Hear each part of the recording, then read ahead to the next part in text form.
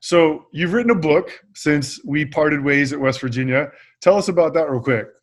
Yeah, the book's called Small Wins Equal Big Gains. And really, it's just years of, studying goal setting with myself and goal setting. I should say goal achievement, because we want to achieve them, but goal achievement with the players that I've coached and all the trials and errors that I've gone through. And I kind of I put it together. And then, I've done a lot of research over the years. I read a lot of books.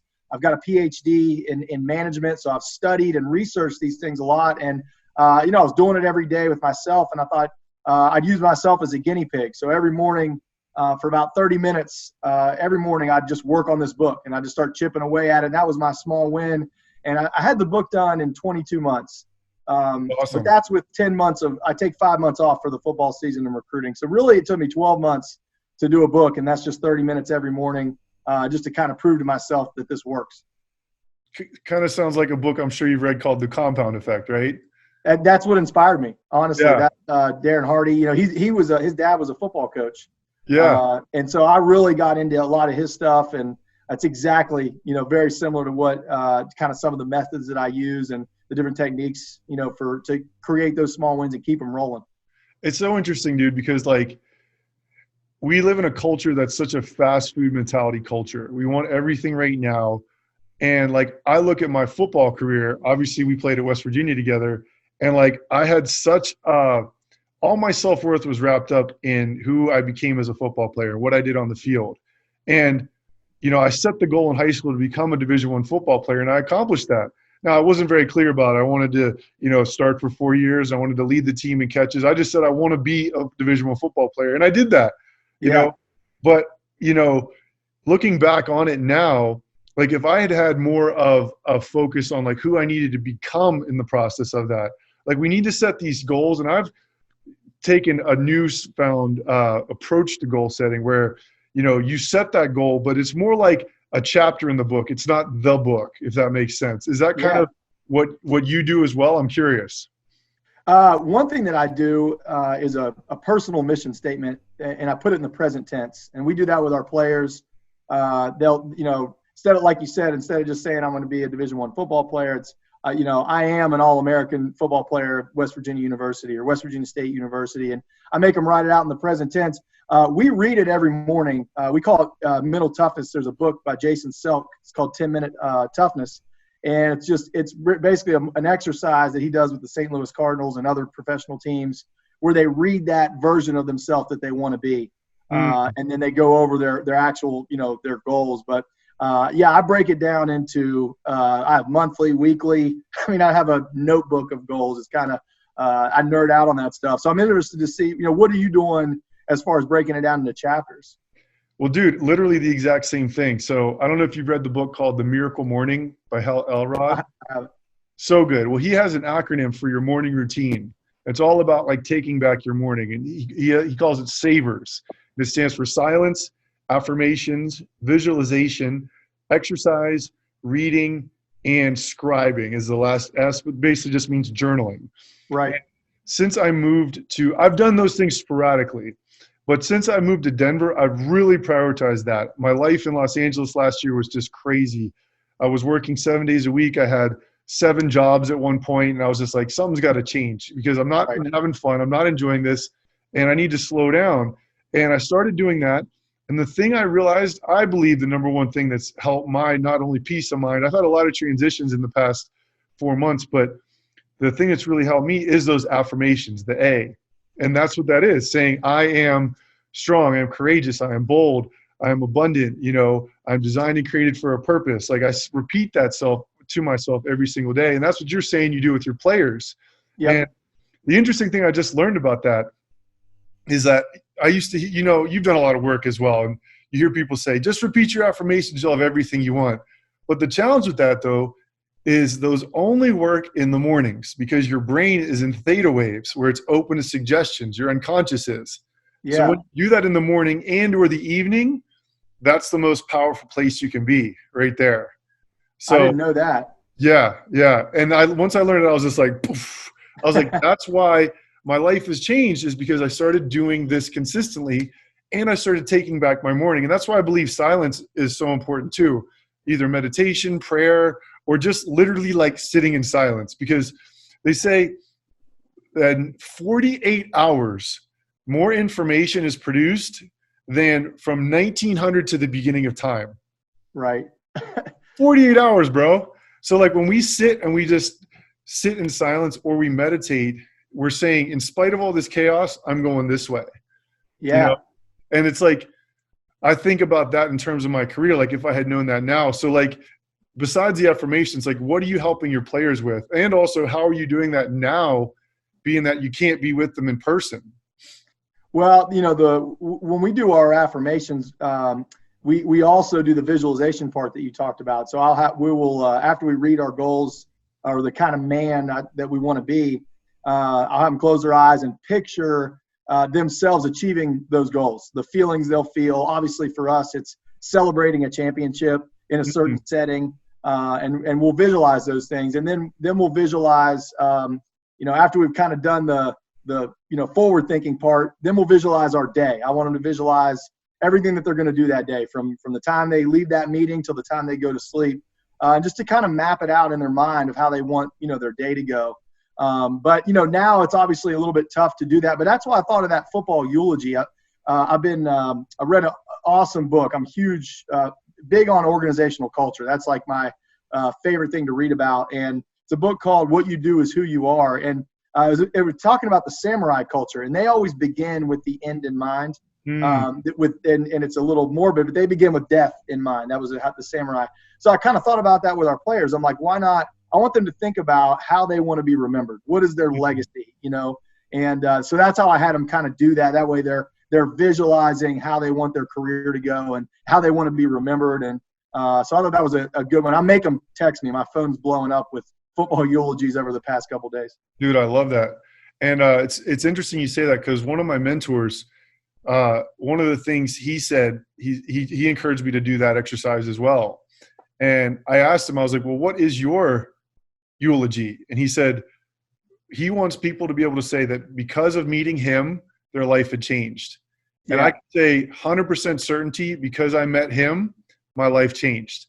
Right. I have the same one. I want to be known as someone that because of Nate, my life was different, and that could be from watching a Facebook post like this, that's me living in my purpose. Or maybe it's you came to my workout class for the past 10 years, or you did my program, or whatever it looks like. But because of that, my life changed. And I believe that's where we find our happiness, through growth and contribution too. Yeah. And we were having that conversation with I meet with my leadership council every Friday. And that I wasn't planning on doing that, but I told him, I was like, look, when people meet me, I want them to think, man, I always feel better when I talk to that guy or I see that guy. Like I always in a better mood when I talk to John Pennington. And we were talking about that stuff. And then I said, you know what, I want you to do a eulogy. And then I made the whole team do it. And I typed mine up and I sent it to the whole team in our team group message. And it was a fun exercise. Like you said, it really made me think about, how do I want to be remembered as West Virginia State's head coach? And so that guides every decision that you make. When you do your affirmations in the morning, every decision you make subconsciously throughout the day is to kind of stay in line with that. And, what I try to stress to people that I, train or coach is that you're not going to be in line with that every day. Most of the days you aren't, and it doesn't have to be perfect, but you just want to strive to do that every day. For me, it's like a competition. It's like a game. Like I want to be all these things, and I'm striving to do that every day, and I know I'm going to fail some, but I'm going to learn along the way and get closer and closer to that, peak, point of myself. Dude, I love that. And it's one of the reasons I believe that sports are so important, is because they teach us life lessons. And I always tell people the biggest lesson I learned in football was to control what I can control every single day. And it's interesting how, once we get these lessons, it will transcend every aspect of our life. But it's also a metaphor of how you can use that every single day. So, like, how are you able to, teach those life lessons to your players? Because, when we were together at West Virginia, unfortunately, I learned how I didn't want to coach more than how I did. And like, I look back on it now, and that was just as much of a learning experience as if I'd been like, I want to model this person right here. You know what I mean? Right. So how are you able to bring those life lessons into your coaching now? Well, I think that, I right before we got on this call, I got a text message from a guy I coached in 2009 at Concord. It just randomly texted me out of the blue that he appreciated me. He made a lot of mistakes as a young, and he just wanted to tell me that. And I thought about how, some of the lessons that I'm teaching or planning, these seeds, they don't always grow, the next day or the next month or even in the 5 years that they're there. They might, that lesson might sprout up 10 years later. And we have a saying on our staff called water the bamboo. I'm sure you're probably familiar with Chinese bamboo. And bamboo, yeah. Yeah, exactly. And that's yeah. the saying on our staff is that, we got to believe in these guys no matter what's going on. We want to believe in them. And obviously it can come to a point where we have to part ways. But the majority of the time we try and believe in these guys more than they believe in themselves. And that someday that bamboo is going to sprout up. We hope it's within the 4 years. But I think for me, I just try and really over believe in these guys. And when I'm coaching them at that standard that I know they can achieve. And sometimes that doesn't, sometimes that can be hard to hear for them. Sometimes it's good news, but I think you develop your own coaching style, just over years and years. But I try and over communicate. I can't stress that enough. I mean, especially now, I've started to really learn that and just beat that dead horse over and over and over again about self-discipline and having a positive attitude. We talk about mental toughness. And to me, that's just having a positive attitude. All right. Just when things go bad, it's like, okay, good. I'm going to learn from this. All right. It's still, living their life in vision, not in the circumstances that are in front of them. Yeah, dude. And it's like going back to football. It's like you learn more from the losses than you do from the wins. Yeah. And there's no failure. There's only learning. And exactly. That's one of the things I wished I'd had when I was playing. Like I was so tied into the outcome. Like I have to do this. I remember one of our coaches told my dad, he's like, as soon as he drops a pass, he's done. Because I was so focused on like, I have to do everything perfectly, but it's also part of the journey and like helps us get to where we are now. Yeah. And, I can tell you love your players so much, man. And it's like, that's just so awesome to see. Like I would have 100% played for you, bro. Well, not everyone thinks like that I've coached, but I think that players, they want someone to believe in them, and sometimes they can't see it, but at the end of the day, that works for me. It doesn't work. I think being authentic is the key to everything. I think Coach Rod was crazy, at times, and his methods were just wild, but that was who he was. He's just an intense, and I appreciate authenticity in people and coaches. And, but there were guys that I wanted to model too, like Bill Stewart. I mean, I modeled my life after, Coach Stu. I mean, just a nice guy, loved his family that believed in people, Totally. And so that was one guy that I'm like, I want to be like that. And you saw the players loved him too, know? I just think like the system we were in, it was so much about winning and winning at all costs that, that was something I took away from our time there. And I've taken into my life of like, I never want to model that, Yeah. So. Well, I after this season, it starts to envelop you, having to win, because everyone's counting on you. Everyone's looking to you. And it gets a hold of you, and I had to really take a look in the mirror after this season, and nothing bad, but I felt like I was getting away from my true essence of just believing and helping and leading people. And winning can get in the way. I mean, that the outcome can get in the way all the time. It's hard to keep it out of your way. And that's why you talked about meditation. So I started meditating 2 minutes a day. That was my small win. I'm up to 4 minutes now. And it gets easier and easier, but I really enjoy it, in the morning after I, work out or do yoga or something. And it does, it keeps you in control of your thoughts, which is huge. 100%, man. And I started out, it was hard to do 30 seconds. Like this silence is deafening. And I use the app called Headspace now, and I'm up to 10 minutes. That's good. Yeah, you can get there. But I think it just comes down to having a system. And when you're able to follow that and create a routine, that's where true success comes. So talk about that, how you help maybe yourself, but also, you can only lead by example and lead someone to a place you've been yourself. So how do you transfer that into your coaching as well? Well, I mean, that's why I wrote the book. And the book is basically built around the routines that I've created based off of, what I've tried and failed, and, the compound effect and these other books I've read on goal setting, Zig Ziglar's books. But So for me, it was about a morning and night routine. And it was also about tracking those small wins. So I can't fool myself and think, oh, I'm doing fine. Or maybe even think like, man, I'm not doing anything right. Like having that weekly buffer of saying, okay, I did this well, I didn't do this well. It gave me like empirical data that I could learn from and apply to my life. So I have what we call it an academic playbook, but it's got their goals in there. It's got everything that I put in my book. And that's what I was doing with them. And so I was like, I need to get them on the right habits. So I'm trying to help them create these habits of keeping track of what they're doing, of being disciplined, of having time management. And it helps me, writing a book about goal setting is going to make you stay on track to achieve your goals. Right. I mean, and helping, our football team, like you said, you got to lead by example. If I don't walk the walk, then we're going to lose, period. If I walk the walk and do it, even if it's I'm uber positive, goal setting, nerd out on that stuff. And they might think it's ridiculous, but as long as it's me and being authentic, they can relate to it. And a lot of guys have taken that. I got a text message 2 days ago from a guy that said, I hated when you made us do this academic playbook.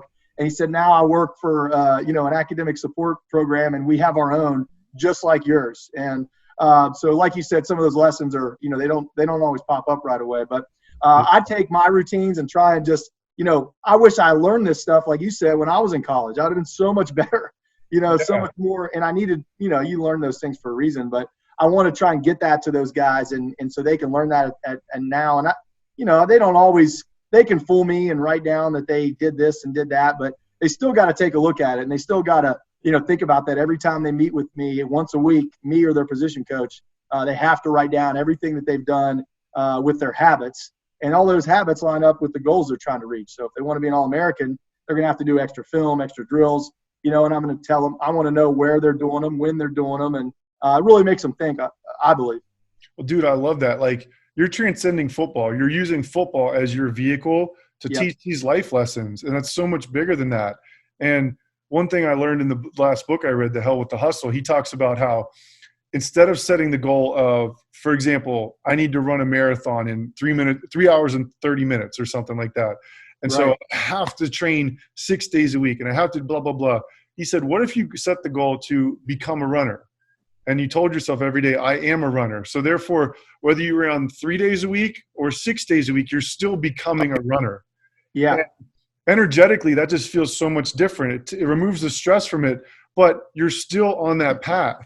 So instead of beating yourself up when you don't hit these markers, setting those markers up, for me, that's kind of the change now, where like I have this timeline essentially that I'm on with the end goal in mind, crystal clear, but then my goals are just kind of tick marks along the way. But I'm flexible now as opposed to rigid and like, I have to accomplish this. So do you see them the same way?